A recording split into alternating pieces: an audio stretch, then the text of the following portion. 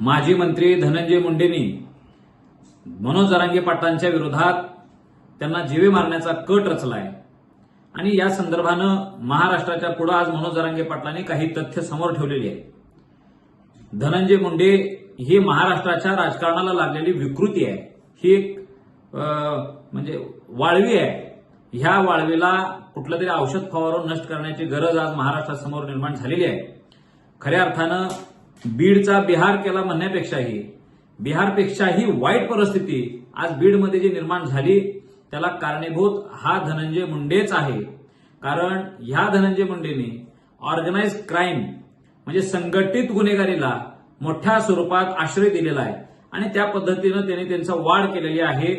संतोष भैया देशमुख हत्या प्रकरणात सुद्धा ह्या धनंजय मुंडेंचा नकळत प्रत्यक्ष आणि अप्रत्यक्ष दोन्ही प्रकारे हात होता।